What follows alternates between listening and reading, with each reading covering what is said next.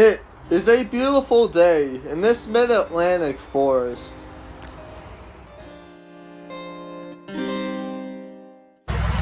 This right here is a catbird.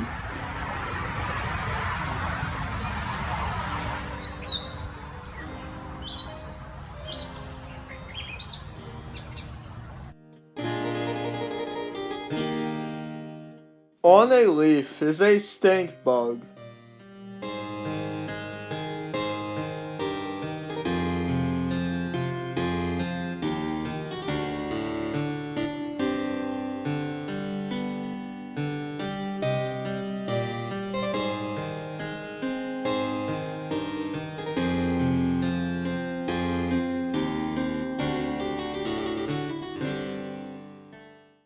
On the fleabane flowers, there are colorful, shiny insects drinking nectar.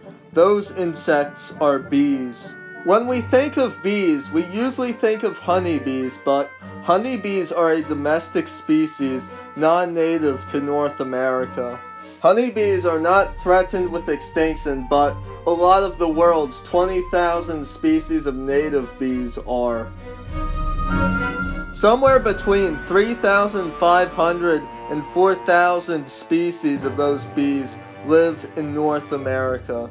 And I'll tell you, most of these bees are very, very hard to identify. This is not a bee, but a fly whose species has evolved to look like one. Unlike honeybees, most of North America's bees do not produce honey, and a lot of them actually do not live in colonies, but are females that live alone and care for their own young. The single mom has to make her own nest, which is often done by digging a hole in the ground for her family to live in. Also, bees do not like to share flowers. On the ground, there are ants who do live in colonies. Take a good look at this white-throated sparrow because we won't see one again until the fall.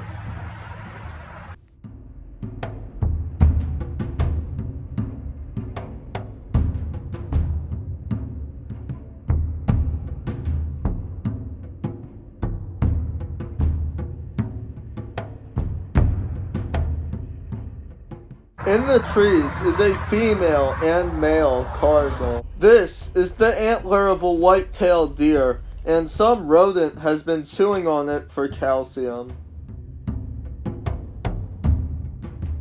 There are 4 species of nuthats in North America. The species that lives here is the white-breasted nuthats. They climb trees in all sorts of different directions.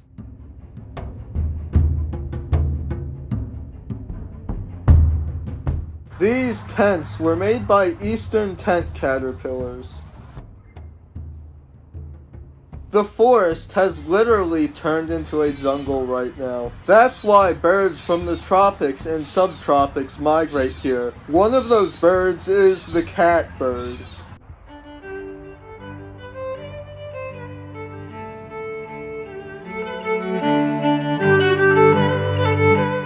Here is one of those flies that have evolved to look like a bee. And here's an actual bee.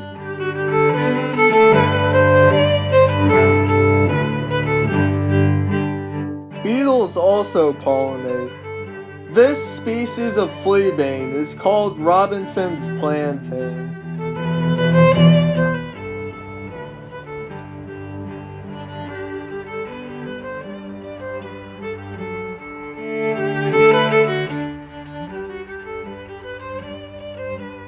Across the forest, wild geranium plants are blooming everywhere. At this time of year, the wild leek begins to die down, but this isn't the last we'll see of it. Across the forest floor, showy orchises are blooming.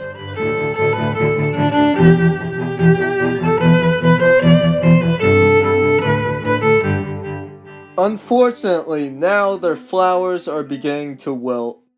A red mite walks across a vast rock.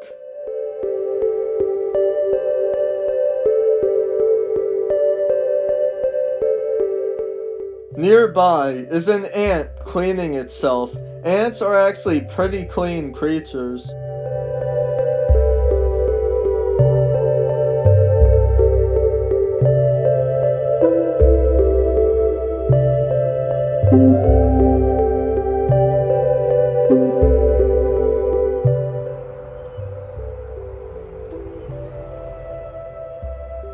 Unfortunately, Pleasant Run is dry.